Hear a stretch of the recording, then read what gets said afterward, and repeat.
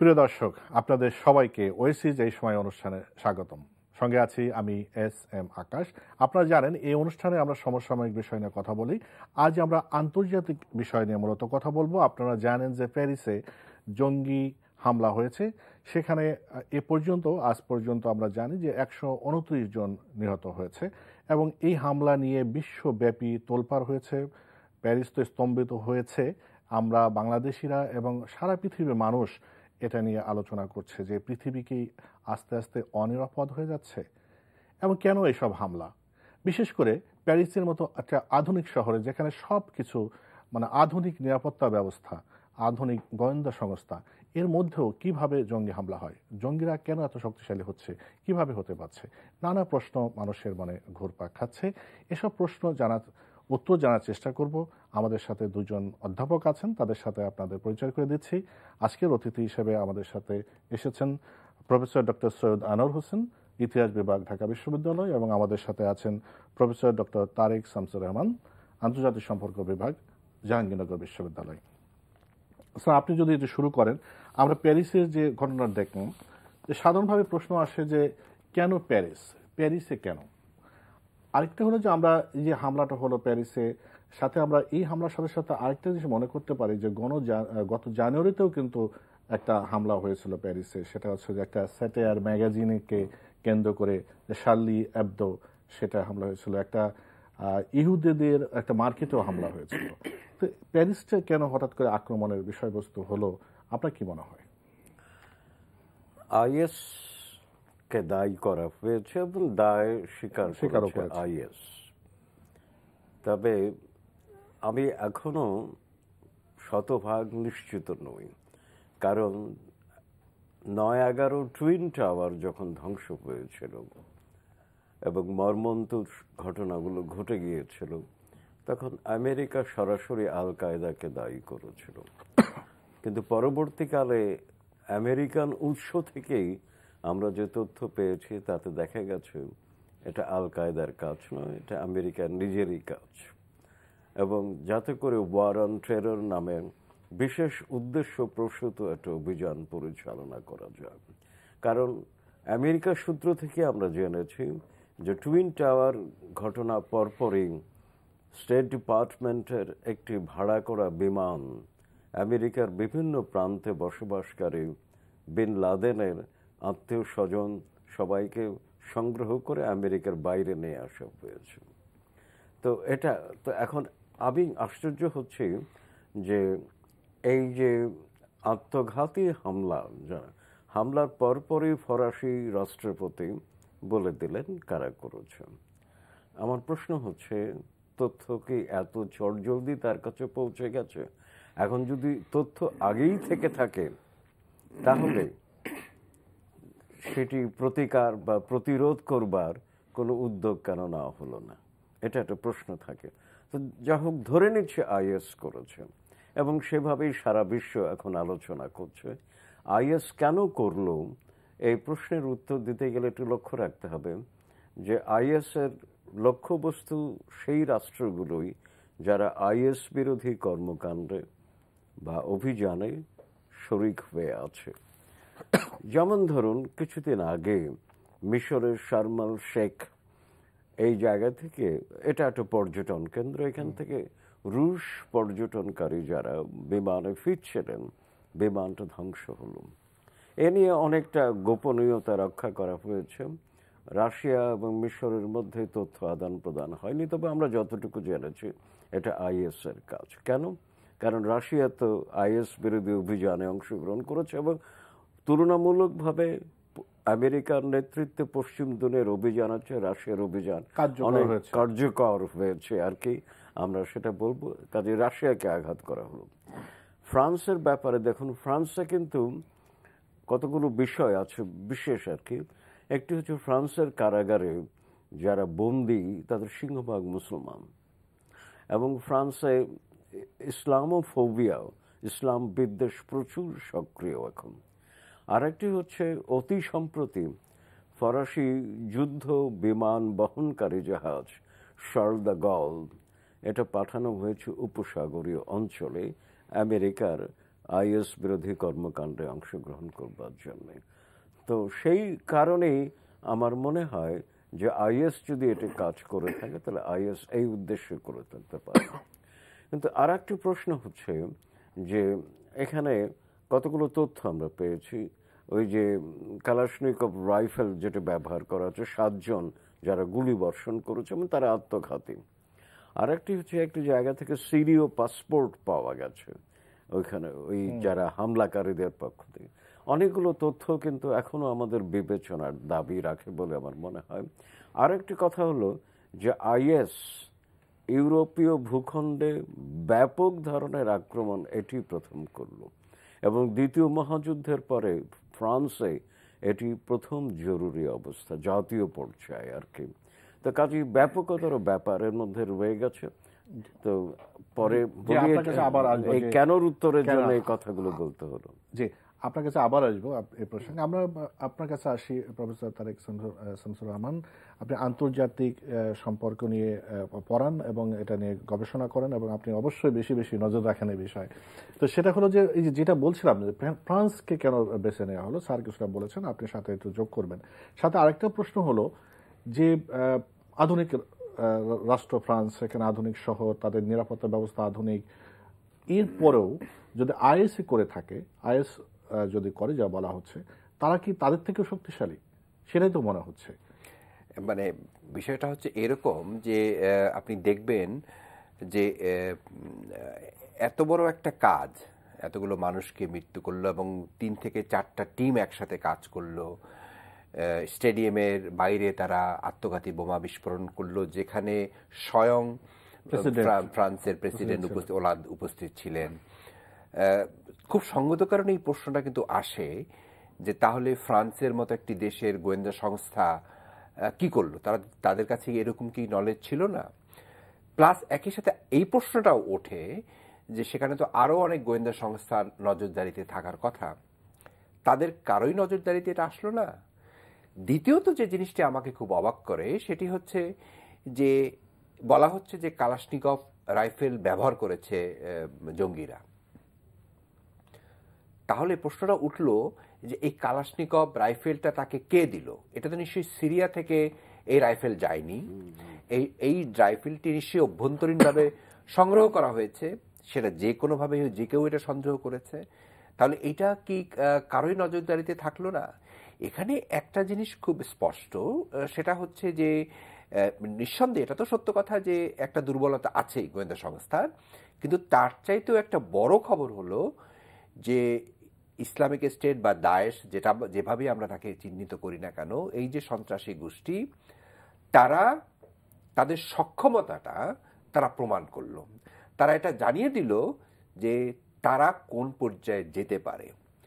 এবং আমি অবাক হব না যদি এর বাইরেও ইউরোপের অন্য কোনো দেশে এর চাইতেও একটা বড় কোনো ধরনের ঘটনা ঘটে আগামী দিনগুলোতে।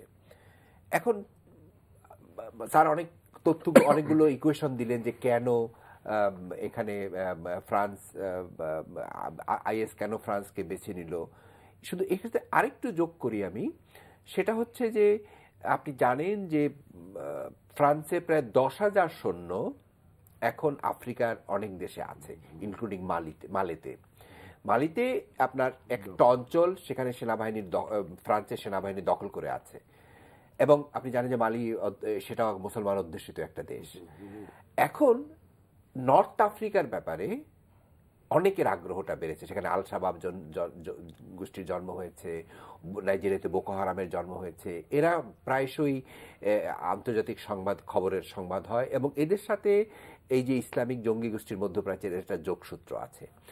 আসলে আমি আন্তর্জাতিক সম্পর্কের ছাত্র হিসেবে আমি যেটাকে অনুভব করি সেটা হচ্ছে যে 2001 সালে 11 সেপ্টেম্বর জন্ম হয়েছিল, টুইন টাওয়ার ধসে গেল এবং স্যার ঠিকই বলেছেন যে এর পেছনে কোন শক্তি কাজ করে। সেখানে একটা মার্কিন স্বার্থ সংশ্লিষ্ট, অর্থনৈতিক স্বার্থ সংশ্লিষ্ট বিষয় জড়িত ছিল এবং কারা সেখান থেকে বেনিফিটেড হয়েছে, এগুলো সব তথ্য কিন্তু আমাদের কাছে আছে। আমরা সেগুলো অনেক সময় পত্রিকাতে লিখেছিও। তারপরে দেখা গেল এইটাকে উদ্দেশ্যটা ছিল যে আফগানিস্তানকে দখল করা, কারণ আফগানিস্তানে আল কায়দা ঘাঁটি আছে এবং ওসামা বিন লাদেনকে সেখানে মোল্লা ওমর আশ্রয় দিয়েছেন। এই যুক্তিতেই আফগানিস্তান দখল করলো মার্কিন যুক্তরাষ্ট্র, এবং দখল করার পর দীর্ঘদিন আপনি জানেন আফগানিস্তান মার্কিন যুক্তরাষ্ট্রের দখলে ছিল, এবং তারা সেখানে বিলিয়নস ডলার তারা সেখানে খরচ করেছে, এবং এই টাকাটা দিয়েছে মার্কিন জনগণের ট্যাক্সের পয়সায়। যেখানে মার্কিন কলেজ ছাত্ররা কলেজে পড়তে পারছে না, টিউশনের বেতন দিতে পারছে না, বেকার সমস্যা সেখানে বাড়ছে, অর্থনীতি মন্দাগতিতে দেখা দিয়েছে, সেদিকে দৃষ্টি না দিয়ে মার্কিন এই যে ওয়ার মেশিনারি যারা যুদ্ধ চালায়, এবং তারা এই যুদ্ধটা প্রলম্বিত করেছে যাতে করে এই আফগানিস্তানটা দখল করা যায়। এবং আপনি দেখবেন যে আফগানিস্তানের ঘটনার সাথে সাথে 2003 সালে ইরাক দখল করা হয়ে গেল একটা ভুয়া যুক্তি তুলে যে উইপেন্স অফ মাস ডিস্ট্রাকশন আছে সাদ্দামের কাছে, সেটাও প্রমাণিত হলো নেই। এরপর আপনি দেখেন লিবিয়াতে, এবং টনি ব্লেয়ার তো বলেই দিল টনি ব্লেয়ার আমরা ভুল করেছি, এবং এরপরে লিবিয়াতে গাদ্দাফি উৎখাত হলেন এবং লিবিয়া এখন একদম ভেঙে যাওয়ার মুখে। এখন শুধু বাকিটা আছে সিরিয়াতে এখন আপনি একটা বিশাল অংশ ইসলামিক স্টেট দখল করে নিয়েছে সিরিয়া এবং ইরাক। ফলে এখানে বিভিন্ন ইস্যু, আমার কাছে একটা জিনিস আমি হয়তো প্রমাণ করতে পারবো না, হয়তো ইতিহাস একদিন প্রমাণ করবে। এখন ইরাকের ঘটনার পর ইরাকে মার্কিন সোলজাররা যখন ইরাক দখল করে নিল, তারা কিন্তু লিবিয়াতে সেনাবাহিনী মেরিন সোলজার পাঠায় নেই, তারা বম্বিং করে গাদ্দাফিকে উৎখাত করেছে। এখন আপনি জানেন যে গত প্রায় 2 বছর যাবৎ সিরিয়াতে একটা সংকট চলছে, আসাদ বিরোধী একটা আন্দোলন চলছে, আসাদের কাছে উইপেন্স বা আরো মারণাস্ত্র আছে ইত্যাদি অনেক কাহিনী গত 2 বছর আমরা শুনেছি। এখন কোনো মহল থেকে একটা চাপের মুখে আছে, বলা হচ্ছে যে সেখানে সোলজার পাঠানো হোক। এখন সেখানে এমন একটা ক্ষেত্র তৈরি করা হচ্ছে কিনা যাতে করে ইসলামিক স্টেটের জঙ্গিদেরকে উৎখাত করার জন্য সেখানে মার্কিন সেনাবাহিনী সেখানে পদার্পণ করবে, সেখানে মার্কিন বাহিনী যাবে। কারণ আপনি জানেন যে এটা বিশাল এলাকা, এই ইসলামিক স্টেট সিরিয়া এবং ইরাকের একটা বিশাল এলাকা নিয়ে তারা এখানে তথাকথিত একটি জিহাদি রাষ্ট্র তারা প্রতিষ্ঠিত করেছে, এবং তাদের নিজস্ব একটা ফুল ফ্লেজেড সেনাবাহিনী পর্যন্ত তাদের আছে, এবং তাদের নিজস্ব মুদ্রা তারা ইউজ শুরু করেছে। ফলে হাইপোথেটিক্যালি এই ফ্রান্সের একটা ঘটনা দিয়ে, যেমন টুইন টাওয়ার দিয়ে আফগানিস্তান আক্রমণ করা হয়েছিল, টুইন টাওয়ারের ঘটনাকে কেন্দ্র করে ইরাক আগ্রাসন চালানো হয়েছিল। এখন এমন একটা ঘটনা হতে পারে, হয়তো ভবিষ্যতে এটা বলবে যে এরকম হত্যাকাণ্ডকে ঘটিয়ে কোন একটা শক্তি ক্ষেত্র তৈরি করে, সেটা কোনটাই আসলে সবকিছু আসলে বিশ্লেষণ এটা ভবিষ্যতের কথা। কিন্তু সাথে সাথে যেটা বললেন স্যার, আপনার কাছে জানতে চাই, আপনার কাছে আমরা ডক্টর তারেক শামসুর রহমান যেটা বলেছেন যে মার্কিন যুক্তরাষ্ট্র ধরনের আফগানিস্তানে গেল টুইন টাওয়ারের কথা বলে, আপনি টুইন টাওয়ারের যে ঘটনা বললেন, এরপর সাদ্দাম হোসেনকে উৎখাত করলো, ওখানে গেল, তো সেখানে তো তেল বাণিজ্য এটা তো আছেই, কিন্তু সাথে দেখা গেল যে যুদ্ধক্ষেত্র এবং যুদ্ধ চালাতে গিয়ে কিন্তু মার্কিন অর্থনীতিও কিন্তু নাজুক হয়েছিল। কিন্তু এদের যে যুদ্ধ অর্থনীতি আবার যদি সেটা হয়, তাহলে তো মার্কিন যুক্তরাষ্ট্র আপনি যেটা বললেন যে আবার যেতে চায়। আমি একটু শুরু করি আপনার অনুমতি নিয়ে। যুদ্ধটা হচ্ছে মার্কিন অর্থনীতির জন্য এক ধরনের কোরামেন ইনজেকশন। যুদ্ধ যখন শুরু হয়, যুদ্ধ যখন অব্যাহত রাখে, মার্কিন অর্থনীতি চাঙ্গা হয়। একটা এক্সাম্পল দিই আপনাকে। ইরাককে যখন ধ্বংস করা হলো, ধ্বংস করার পর ইরাকের পুনর্গঠন করলো মার্কিন যুক্তরাষ্ট্রের কন্ট্রাক্টররা, এবং একটা কোম্পানির নাম বলি বেকটেল, যে কোম্পানির পরিচালক ছিলেন ডিক চেনি ছিলেন ভাইস প্রেসিডেন্ট। অর্থাৎ ইরাককে ধ্বংস করে দিলেন এবং ইরাক তেল বিক্রি করে অতিরিক্ত তেল উত্তোলন করে ইরাক পুনর্গঠন করলো। কন্ট্রাক্ট পেল কে? মার্কিন যুক্তরাষ্ট্র। আরেকটা জিনিস, এই যে যেটা এটা তো বললেন যে জঙ্গি, যেমন ধরেন যে ইরাক পতনের পরে যে অনেকে বলে যে ইরাক পতনের পরে জঙ্গি মধ্যপ্রাচ্যে বেশি ছড়িয়ে পড়েছে, আফগানিস্তান ঘটনা তো আছেই। আমরা এই যেসব ঘটনা আমরা দেখি, যেটা হচ্ছে যেমন ইরাককে যেভাবে আক্রমণ করে উৎখাত করা হলো, সাদ্দাম নিয়ে হয়তো বিতর্ক থাকতে পারে, কিন্তু যেভাবে একটা ফলস এলিগেশন দিয়ে করা হলো, আফগানিস্তানে যেভাবে করা হলো, এভাবে যারা জঙ্গি, আমি জঙ্গির পক্ষে বলছি না, কিন্তু যেটা জানতে চাচ্ছি সেটা হচ্ছে এভাবে যদি কারো দেখে যদি তারা অসহিষ্ণু হয়ে যে এই একটা মিথ্যা কথা বলে আমাদের দেশকে দখল করলো, আমাদের মধ্যপ্রাচ্য দখল করছে, যদি তারা জঙ্গি হয়ে ওঠে, তো দোষটা কি সে জঙ্গিদের নাকি স্যার যারা এটার কারণ তাদের? এটি একটু তলিয়ে দেখবার মতো প্রশ্ন। এখন মৌলিক একটা গভীরতর প্রশ্নে যাই। জঙ্গি হবার আগেই জঙ্গি এরা যে হলো, কারা তৈরি করলো এদেরকে, সেই প্রশ্নটা একটু বিবেচনা করি। জঙ্গি হবার মতো হয়তো বা বিশ্ব পরিস্থিতি আছে, কারণ ওই যে বললাম ইসলাম বিদ্বেষ, এবং সেই 19 শতক থেকে শুরু করে মুসলমান বিদ্বেষ ইত্যাদি। আর মধ্যপ্রাচ্য, যাকে বলি মধ্যপ্রাচ্য একটা বারুদের বাক্স হয়ে আছে সবসময়। এবং একজন আমেরিকান অধ্যাপক G.H. শারাবি, তার একটা বই আছে government and politics in the middle east. তার মুখবন্ধের প্রথম বাক্যই হচ্ছে যে the middle east is a Tinder box, the lead might be blown of any time.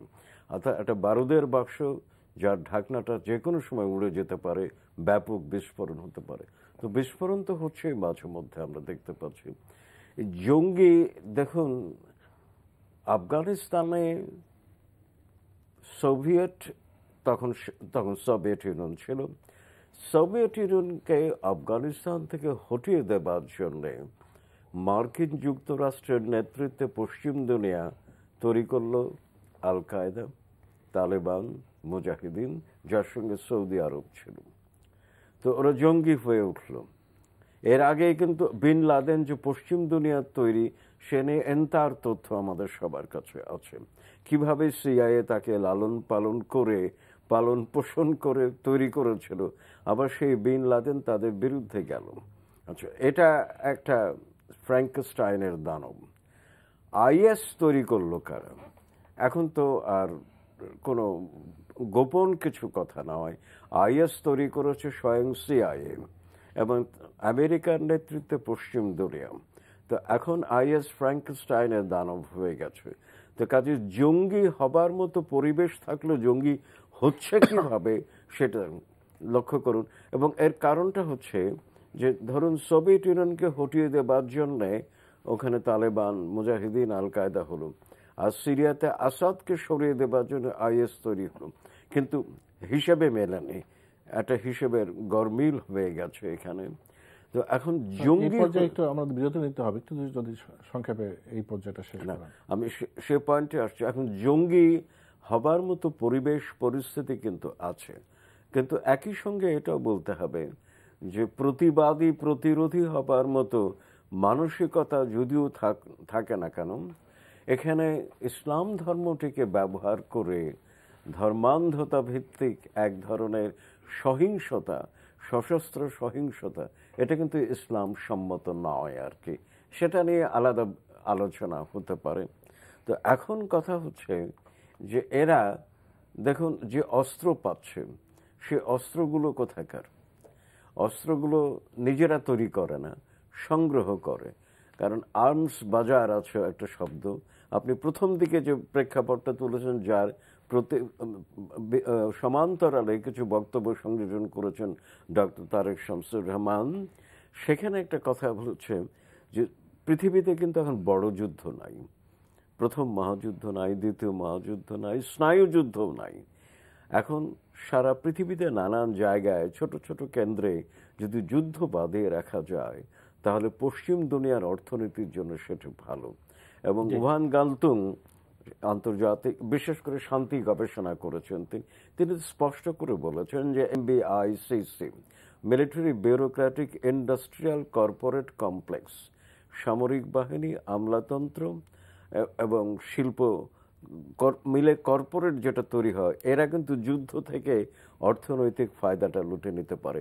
প্রথম মহাযুদ্ধের মধ্যে দিয়ে কিন্তু আমেরিকা লক্ষ্য করেছে যে যুদ্ধ কিভাবে তার অর্থনীতিকে চাঙ্গা করে, কাজে পুঁজিবাদকে চাঙ্গা করে, সোজা বাংলায় যদি বলি, সেইটা কিন্তু এখনো চলমান আছে। আইএসের হাতে যে অস্ত্র, সে তো পশ্চিম দুনিয়ার তৈরি। তো কাজেই অস্ত্র দিয়ে যুদ্ধ বাঁধিয়ে যুদ্ধের অর্থনীতির ফায়দাটা লুটে নিতে হয়। প্রফেসর ডক্টর তারেক শামসুর রহমান, আপনি যদি আরেকটু বলেন যে আমরা এখন যেটা দেখছি যে সিরিয়াকে কেন্দ্র করে কিন্তু এখন বেশ মানে পৃথিবী একটা টালমাটাল অবস্থা। আসলে সিরিয়া থেকে যেমন বললো যে এই যে ফ্রান্সের যে হামলাটা, এটা সিরিয়া থেকে প্ল্যান করা হয়েছিল, এবং সিরিয়া থেকে যে রিফিউজি গিয়েছে সেই রিফিউজির সাথেই এরা যেতে পেরেছে বা গিয়েছে, এবং এখন যারা রিফিউজি যারা ওখানে গিয়েছে ইউরোপে, তাদের কপালেও এখন শনির দশা বলা যেতে পারে, এবং হয়তো তারা হয়তো নিরপরাধ একজন দুজনের জন্য। আবার আমরা দেখছি যে আইএস স্যার যেটা বলছিলেন, আইএস ইসলামের কথা বলছে, আসলে যত অন ইসলামিক কর্মকাণ্ড করছে। তো স্যার তো বলেই দিয়েছেন যে কারা সৃষ্টি করেছে। তো এখন আবার ওদিকে আবার রাশিয়া একটা ফ্যাক্টর হয়ে আছে, সেটা আপনি যেটা বলছিলেন যে এমনও হতে পারে যে তারা একটা উপলক্ষ খুঁজছে, এটা শুধু যে আইএস কে ব্যবহার করে। আপনি এই ব্যাখ্যাটা যদি আরেকটু পরিষ্কার করেন। না, এখানে অনেকগুলো বিষয় আছে। বিষয়টা হচ্ছে যেমন একটা, আমি শুধু হাইপোথেটিক্যালি বলেছিলাম যে আফগানিস্তান অ্যাগ্রেশন চালানোর জন্য একটা ক্ষেত্র দরকার ছিল ওসামা বিন লাদেন, সেই ক্ষেত্রটা খুঁজে তারা আফগানিস্তান দখল করেছে এবং ইরাক দখল করেছে, এবং ইরাক দখল করার পর ইরাককে তেল বিক্রি করে তারা ব্যবসাটাকে সমৃদ্ধ করেছে, এবং বেনিফিটেড হয়েছে কিন্তু ইরাকের কন্ট্রাক্টররা, বেনিফিটেড হয়েছে মার্কিন কন্ট্রাক্টররা। তারা এটা ব্যবসা থেকে তারা পুঁজিটাকে অনেক মুনাফা বের করেছে।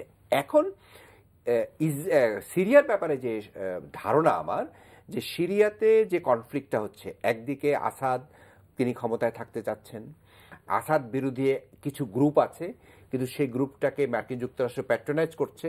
তারা বলছে এটাকে তারা লিবারাল ফোর্স, কিন্তু তারা অত শক্তিশালী নয়, কিন্তু কাউন্টার হিসাবে ইসলামিক স্টেট দাঁড়িয়ে গেছে এবং তারা শক্তিশালী, এবং ইসলামিক স্টেটের কর্তৃত্বে এখন প্রায় একটা বিশাল এলাকা জিহাদি রাষ্ট্রে পরিণত করে হয়েছে, এবং নিজেকে তারা মুগদাদি, যিনি ইসলামিক স্টেটের প্রধান, তিনি বলছেন যে এটা খিলাফত প্রতিষ্ঠা করতে হবে, এবং এই খিলাফতের নামে এক ধরনের জঙ্গিবাদ সমস্ত বিশ্বে তারা ছড়িয়ে দিচ্ছে।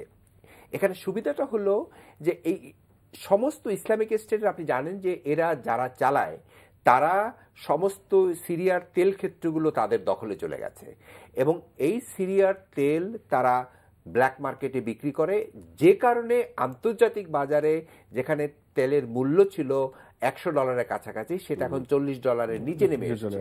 এবং আপনি জানেন যে তেল একটা ফ্যাক্টর বিশ্ব রাজনীতিতে, এবং মাল্টিন্যাশনাল ইন্টারন্যাশনাল অয়েল কোম্পানিগুলো তারা একটা এত বড় তারা শক্তিশালী লবি মেনটেন করে, যারা অনেক সময় তারা বিভিন্ন সরকারকেও তারা উৎখাত করে, যেমন মোসাদ্দেক সরকার ইরানে। ফলে এই তেলটা আমেরিকার ফ্লোটা, আমেরিকার পাওয়াটা দরকার আছে, তারা সেখানে বিনা কম পয়সায় তেল পাচ্ছে, তারা ফ্লোটা পাচ্ছে। আমেরিকা নিজে কিন্তু তেল আছে, সেই তেল তারা উত্তোলন করছে না। ফলে একটা সম্ভাবনার ক্ষেত্র তৈরি হয়েছে যে ভবিষ্যতে হয়তো ইসলামিক স্টেট জঙ্গিদেরকে উৎখাত করার লক্ষ্যে, কোট আনকোট, সেখানে মার্কিন সেনাবাহিনী, যুক্তরাজ্যের সেনাবাহিনী, ফ্রান্সের সেনাবাহিনী সেখানে পাঠানো হবে। হতে পারে, এটা ভবিষ্যতে বলবে এটা হবে কি হবে না, কিন্তু এখানে তখন নিজেরা ঢুকতে বললে তখন তো আইএস লাগবে না, তখন আইএস কিন্তু ঢোকার জন্য একটা ক্ষেত্র লাগবে আপনার, সেই ক্ষেত্রটাই হচ্ছে আইএস। যে আইএসকে আমরা, ইসলামিক স্টেটকে আমরা উৎখাত করব, সেজন্য আমার এই মুহূর্তে ঢোকা দরকার, শান্তি প্রতিষ্ঠা করা দরকার। কিন্তু শান্তি প্রতিষ্ঠিত কিন্তু ইরাকে হয়নি, শান্তি প্রতিষ্ঠিত কিন্তু আফগানিস্তানে হয়নি। আপনার মনে আছে বুশ বলেছিলেন যে আমরা ইরাকে যাচ্ছি কেন, ইরাকের সাধারণ মানুষকে আমরা ব্রেড, সুখে শান্তিতে বসবাস করতে দেবো, সেটা কিন্তু হয়নি। ইরাক ধ্বংস হয়ে গেছে, লিবিয়া ধ্বংস হয়ে গেছে, আফগানিস্তান ধ্বংস হয়ে গেছে। ফলে এখানে একটু যোগ করে দেই আর কি, দুটো আফগানিস্তান এবং ইরাক আক্রমণের সময় খুব গাল ভরা দুটো সাংকেতিক নাম ব্যবহার করা হয়েছিল। আফগানিস্তানে আগ্রাসন চালাতে গিয়ে বলা হয়েছিল অপারেশন এনডিউরিং ফ্রিডম, আর ইরাকের ব্যাপারে অপারেশন ইরাকি ফ্রিডম।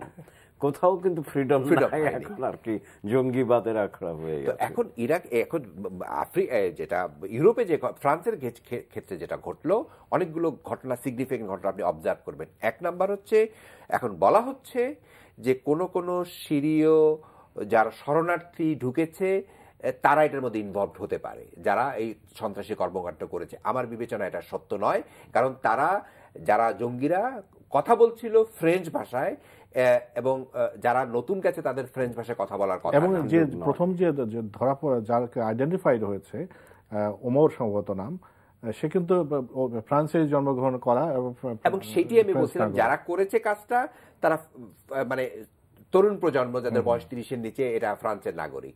দ্বিতীয়ত হচ্ছে এই ঘটনার মধ্যে দিয়ে একটা শক্তি দাঁড়িয়ে যাবে এখন ইউরোপে, যারা এন্টি মুসলমান, এন্টি ইসলাম দণ্ড দাঁড়িয়ে যাবে। আপনি খেয়াল করেছেন যে ফ্রান্সের ক্যালে শহরের যারা মুসলমান যেখানে শরণার্থীদেরকে রাখতো সেখানে আগুন দেওয়া হয়েছে। তৃতীয়ত হবে যে অভিবাসন যে নীতি ছিল ইউরোপের, সে অভিবাসন নীতি এখন কড়াকড়ি আরোপ করা হবে এবং টোটালি মুসলমান দেশ থেকে কোনো অভিবাসী যেতে না পারে সেরকম একটা ব্যবস্থা তারা করবে। চতুর্থত আপনি জানেন যে একটা সেঙ্গেন চুক্তি বলে একটা চুক্তি আছে, যে চুক্তি বলে ইউরোপের এক দেশ থেকে আরেক দেশে বিনা পাসপোর্টে বিনা ভিসায় যাওয়া যায়। অর্থাৎ আমি যদি একটা সেঙ্গেন ভিসা নেই, এই সেঙ্গেন ভিসা নিয়ে আমি জার্মানিতে যেমনি যেতে পারবো, আমি ফ্রান্সেও যেতে পারবো, আমার একই সাথে দুটো ভিসা নেওয়ার প্রয়োজন হবে না।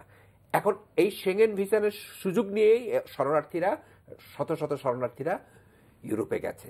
এখন এই সেঙ্গেন চুক্তিটাও এখন প্রশ্নের মুখে থাকবে এবং সম্ভবত আমার ধারণা যে ইউরোপিয়ান ইউনিয়ন তাদের নেক্সট মিটিংয়ে হয়তো তারা সিদ্ধান্ত নেবে যে সেঙ্গেন চুক্তি আর অকার্যকর হিসাবে তারা ঘোষণা করবে। ফলে একটা নতুন ডাইমেনশন আমরা বিশ্ব ব্যবস্থায় দেখব। একদিকে মার্কিন যুক্তরাষ্ট্রের নেতৃত্বে ইসলামিক স্টেটকে কন্টেইন করার জন্য, তাকে ধ্বংস করার জন্য একটা জোট, অন্যদিকে রাশিয়ার নেতৃত্বে একটা জোট, তাদের একই শত্রু ইসলামিক স্টেট কিন্তু তাদের অবস্থানটা একটু ভিন্ন। রাশিয়ার সাথে এখানে একত্রিত হয়েছে ইরান এবং পর্দার অন্তরালে থেকে চীন। ফলে স্নায়ুযুদ্ধের যে কথাটা আমরা বলি, যে স্নায়ুযুদ্ধ 1991 সালের ডিসেম্বরে সোভিয়েত ইউনিয়ন বিলুপ্তির সাথে সাথে স্নায়ুযুদ্ধের অবসান ঘটে।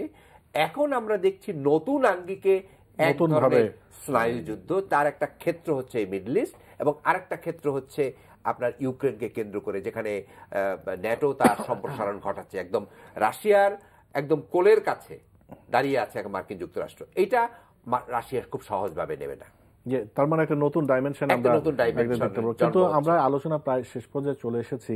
কিন্তু যেটা আছে, যেটা আরো অনেক বিভিন্ন দিক থেকে আলোচনা করা যেত, আসলে অনেক সময় দরকার।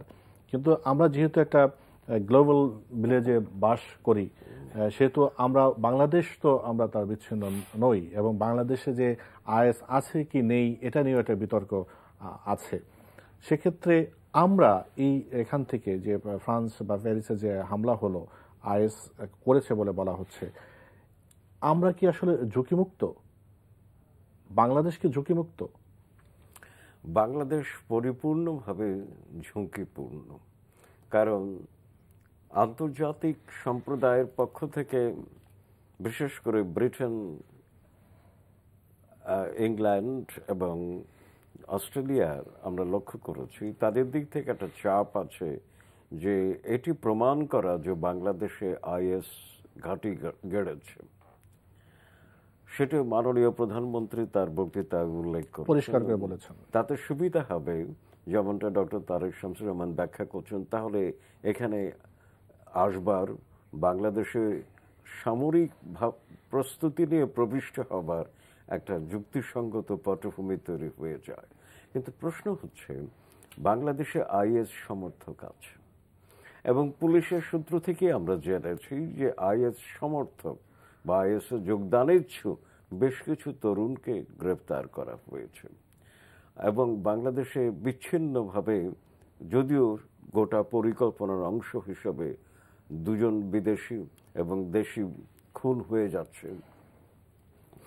সুতরাং বাংলাদেশ কিন্তু এটা অস্বীকার করবার উপায় নেই, কারণ সূর্যের আলোকে হাত দিয়ে ঠেকিয়ে রাখা যায় না।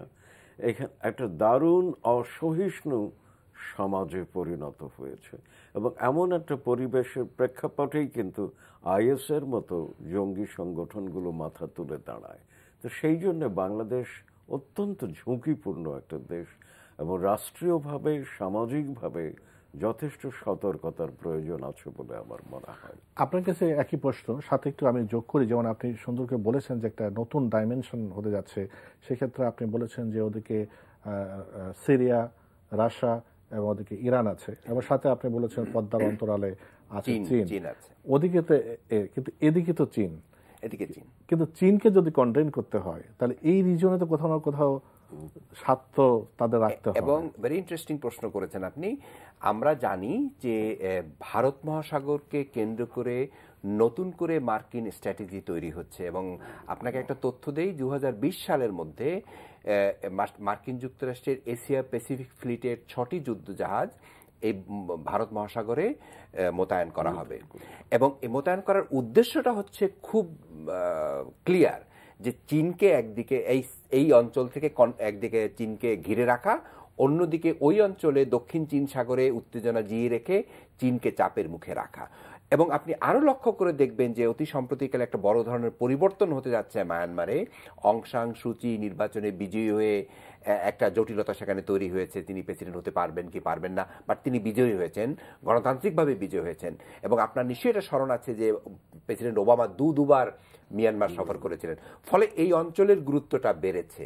ভারতের সাথে মার্কিন যুক্তরাষ্ট্রের একটা অংশীদারিত্ব চুক্তি রয়েছে, বাংলাদেশের সাথে মার্কিন যুক্তরাষ্ট্রের অংশীদারিত্ব চুক্তি রয়েছে।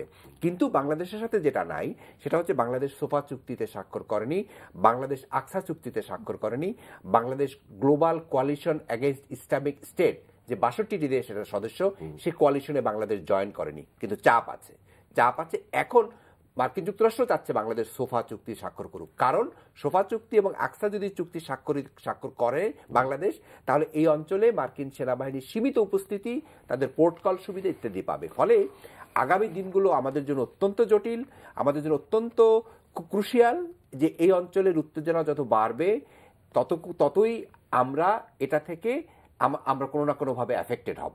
আজকে ইসলামিক স্টেটের জঙ্গিরা যে হামলা চালালো ফ্রান্সে, তা থেকে কিন্তু মনে হচ্ছে যে আমরা অনেক সেফ সাইডে আছি, কিন্তু এইটা ধারণা করাটাও ঠিক হবে না। কারণ আমরা স্যার যেটা বললেন, আমরা ঝুঁকির মধ্যে আছি, এবং আমাদের এখানে এমন কোনো উত্তেজনা যদি বৃদ্ধি পায়, এখানে জঙ্গি তৎপরতা যদি বৃদ্ধি পায়, তাহলে বাংলাদেশও চাপের মুখে থাকবে। এখানে কোনো না কোনোভাবে আমরা বিদেশি সামরিক উপস্থিতিকে আমরা তখন অস্বীকার করতে পারবো না। আচ্ছা, যদি একদম শেষ করেন 30 সেকেন্ড, আপনি একটু বলছিলেন যে আমরা তাহলে এই যে ঝুঁকির মধ্যে আছি, আমরা যেমনটা বললেন যে সামরিক উপস্থিতি যদি বিদেশি যদি আমরা করে ফেলে, আমাদের যদি এরকম আমরা স্বীকার করাতে পারে আমাদের এখানে আইএস আছে, তার মানে আমাদের তাহলে তো একটু সতর্ক হতে হবে, যেটা বলছিলেন, যাতে আমাদের সামাজিকভাবে, রাষ্ট্রীয়ভাবে, সব কিছু রাজনৈতিকভাবে, কিন্তু সেই প্রস্তুতি আমাদের কি আছে কিনা, বা আমাদের কি করা উচিত? বড্ড প্রশ্নটা খুবই সহজ, কিন্তু উত্তর দেওয়াটা কঠিন। আমাদের প্রস্তুতি যদি থাকতো, তাহলে বিগত কিছুদিনে একটির পর একটি নৃশংস হত্যাকাণ্ড যে ঘটে গেল, তা কেন ঘটল? প্রস্তুতির প্রয়োজন আছে, কিন্তু প্রস্তুতি একদম এক বাক্যে শেষ করতে হবে। এক বাক্যে পরিপূর্ণ প্রস্তুতি আছে বলে আমার মনে হয় না। কারণ অতি সম্প্রতি যতগুলো খুনের ঘটনা ঘটেছে, কোনোটারই কিন্তু কুল কেনারা হয়নি। যদিও তদন্ত একটি সময় সাপেক্ষ প্রক্রিয়া, আইনি প্রক্রিয়া সময় সাপেক্ষ, কিন্তু রাষ্ট্রীয় সক্ষমতা প্রমাণ হয়নি এখনো।